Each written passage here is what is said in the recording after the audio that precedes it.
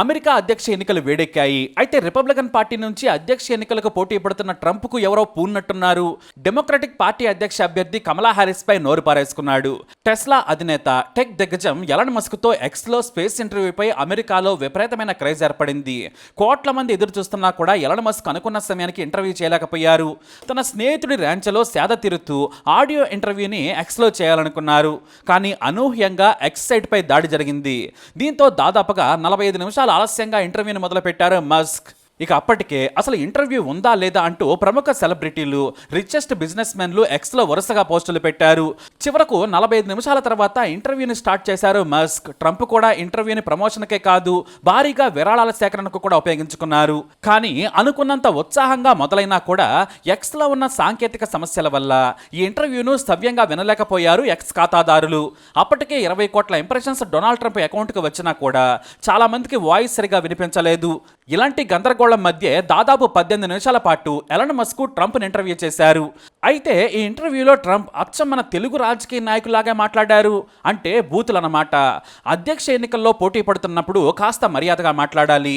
కానీ ట్రంప్ మాత్రం రోజు రోజుకు పెరుగుతున్న హ్యారిస్ పాపులారిటీని చూసి షేక్ అయిపోతున్నాడు. దీంతో అతను బూతు దండకం అందుకున్నాడు. ఇంగ్లీష్లో స్మూత్గా వినిపించినా కూడా అవి దారుణ బూతులు. మహిళ, పైగా ప్రస్తుత ఉపాధ్యక్షురాలు అని కూడా చూడకుండా ట్రంప్ నోటికి పని చెప్పేసి బూతులు అందుకున్నాడు. మనం తెలుగులో ట్రూ ట్రాన్స్లేట్ చేస్తే అవి పచ్చి బూతులవుతాయి. అంతలా విరుచుకుపడ్డాడు ట్రంప్. కమలా హ్యారిస్ ఒక ఉన్మాది, వామపక్ష తీవ్రవాది. ఆమె చెప్పే మాటలకు చేసే పనులకు పోలికే ఉండదని దారుణంగా విమర్శించాడు. కమలా హ్యారిస్ మొత్తం కమ్యూనిస్టు తీవ్రవాదుల్లా ప్రవర్తిస్తుంటారని ఫైర్ అయ్యారు ఆయన. కమలా హ్యారిస్ ఇప్పటికే 3.5 ఏళ్లు పవర్లో ఉన్నారు. ఇంకో 5 నెలలు ఆమె పవర్ను ఎంజాయ్ చేస్తారు. ఈ సమయంలో కూడా దేశం కోసం ఎంతైనా చేయొచ్చు, కానీ ఆమె చెయ్యరు. తన బాస్ మాదిరిగానే ఆమె కూడా చేస్తారు. అమెరికా ప్రజల కోసం పని చేయడం రాని నేతగా అభివర్ణించారు ట్రంప్. బైడెన్ హయాంలో దేశం నాశనమైంది. లక్షల మంది అక్రమంగా దేశంలోకి చొరబడ్డారు. దీనికి కారణం కమలా హ్యారిస్. ఆమె అక్రమ వలసలకు వ్యతిరేకి అని చెబుతారు. కానీ సరిహద్దుల నుంచి ఎంతమంది వచ్చినా కూడా ఆపరని ఫైర్ అయ్యారు ఆమె. అంతేకాదు, బైడెన్ హ్యారిస్ల కారణంగానే అమెరికాలో హింస పెరిగింది. వెనిజులా లాంటి దేశాలు తమ జైల్లో నుంచి నేరస్తులను విడిచిపెట్టి అమెరికాలోకి పంపుతున్నారని ఫైర్ అయ్యారు ఆయన. మళ్ళీ ఇప్పుడు కమలా హ్యారిస్ గెలిస్తే 6 కోట్ల మంది వలసదారులు అక్రమంగా అమెరికాలోకి వస్తారు. అదే జరిగితే దేశ నాశనమైపోతుంది. నేను వెనిజులా వెళ్తాను మస్క్, ఈ దేశంలో కంటే నేను అక్కడే భద్రంగా ఉంటాననిపిస్తుంది, మీరు కూడా రండి, కలిసి డిన్నర్ చేద్దామని మస్క్ని ఆహ్వానించారు. ఒకవేళ బైడెన్ కాకుండా మరెవరు అధ్యక్షుడిగా ఉన్నా కూడా రష్యా ఉక్రెయిన్పై దాడి చేసేందుకు సాహసించేది కాదు. బైడెన్ వీక్గా ఉండడం వల్లే Putin, Xi Jinping, Kim Jong Un ఖతర్నాక్ గేమ్ ఆడుతూ ఉన్నారు. వాళ్ళు వారి గేముల్లో నెంబర్ 1గా ఉన్నారు. వాళ్ళంతా తమ తమ దేశాలను ప్రేమిస్తారు. మరి బైడెన్కు వారికున్నంత ప్రేమ తన దేశం అమెరికాపై లేదని సీరియస్ అయ్యారు ట్రంప్. అయితే ట్రంప్పై జరిగిన హత్యాయత్నంపై కూడా ఎలన్ మస్క్ ప్రశ్నించారు. సిఐఏ అధికారులు సరిగ్గానే పనిచేశారు, కానీ వారి మధ్య సమన్వయ లోపం నాపై దాడికి కారణమైందని ఆరోపించారు ఆయన. మొత్తానికి డొనాల్డ్ ట్రంప్ ఈ ఇంటర్వ్యూ ద్వారా తన అసహనాన్ని ప్రదర్శించారు.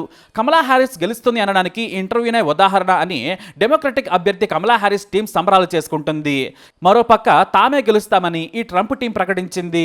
మరోవైపు ఇంటర్వ్యూ సక్సెస్ అయిందని, ట్రంప్ అకౌంట్కు 20 కోట్ల ఇంప్రెషన్స్ వచ్చాయని చెప్పుకుంటూ ఉన్నారు. అయితే తాను ట్రంప్ను ఇంటర్వ్యూ చేశాను, ఆ తర్వాత కమలా హ్యారిస్ని కూడా ఇంటర్వ్యూ చేస్తానని మస్క్ చెప్పుకొచ్చారు. అయితే కమలా హ్యారిస్ టీం దీనిపై స్పందించలేదు. కాకపోతే ఎలన్ మస్క్ పై దుమ్మెత్తిపోసింది కమలా హ్యారిస్ టీం. ఎలన్ మస్క్ ధనవంతుడు. ఆయన ఎప్పుడూ మధ్యతరగతి ప్రజల శ్రమను దోచుకొని వారిని మరింత ఆర్థిక ఇబ్బందులకు నెట్టే వ్యక్తి. ఆయన ట్రంప్ ఇద్దరూ పెట్టుబడి దోపిడీదారులే. వారు ధనవంతుల కోసమే పనిచేస్తారు. ఎలన్ మస్క్ గురించి పట్టించుకోవాల్సిన అవసరం లేదని కమలా హ్యారిస్ టీం ఫైర్ అయింది. అయితే ఒకప్పుడు టెక్ దిగ్గజం ఎలన్ మస్క్ డెమోక్రటిక్ పార్టీకి అనుకూలుడు. మొదట బరాక్ ఒబామా, ఆ తర్వాత బైడెన్కు కూడా మద్దతు పలికాడు. కానీ ఇప్పుడు ఒకప్పుడు తాను ద్వేషించిన డొనాల్డ్ ట్రంప్కు మద్దతు పలకడం విశేషం. అంతేకాదు, వీరిద్దరూ మంచి స్నేహితులు కూడా అయ్యారు. ట్రంప్ గెలిస్తే ప్రభుత్వ అనవసర ఖర్చులు తగ్గించే టీంలో తాను పనిచేస్తానని ప్రకటించారు. ఆ మాటలను డొనాల్డ్ ట్రంప్ స్వాగతించారు. వైట్ హౌస్ సలహాదారుడిగా ట్రంప్ సేవలను ఉపయోగించుకుంటామని ప్రకటించారు. మరి ట్రంప్ను చూస్తేనే చిరాకు పడే ఎలన్ మస్క్ ఎందుకు ట్రంప్కు సపోర్ట్ చేస్తున్నారనే దానిపై ఆసక్తికరమైన స్టోరీ ఉంది. జో బైడెన్ 3.5 ఏళ్ల క్రితం గెలిచిన 2వ రోజే తనకు అత్యంత సన్నిహితుడైన వ్యక్తి నుంచి ఓ మెసేజ్ వచ్చింది. జో బైడెన్ విధానాలు అమెరికాకు ప్రమాదకరం. ఆయన వలస విధానాన్ని సరళతరం చేస్తారు, వీలైతే అక్రమ వలసలకు తెరలేపుతారు. ఇది దేశ సుస్థిరతకు ప్రమాదం, దేశంలో హింస పెరుగుతుంది. అమెరికా అంటేనే నైపుణ్యం ఉన్న వలసదారులను మాత్రమే తీసుకునే దేశం. కానీ బైడెన్ కారణంగా దేశం 20 ఏళ్లు వెనక్కి వెళుతుంది. కావాలంటే నా మాట నిజమయ్యే వరకు వెయిట్ చేయమన్నారు.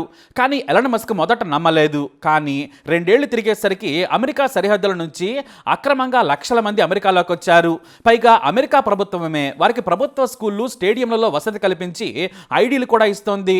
ఇక ట్రంప్ గెలిస్తే తమకు ఛాన్స్ ఉండదని ప్రపంచ నలుమూలల నుంచి అమెరికాలోకి అక్రమంగా చొరబడేందుకు తెగ ప్రయత్నం చేస్తూ ఉన్నారు.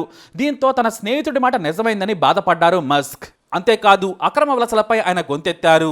సరిహద్దుల్లోకి వెళ్లి మరి అక్రమ వలసదారులతో మాట్లాడిన ఆయన అధికారులు ఎందుకు అడ్డుకోవడం లేదని నిలదీశారు కూడా.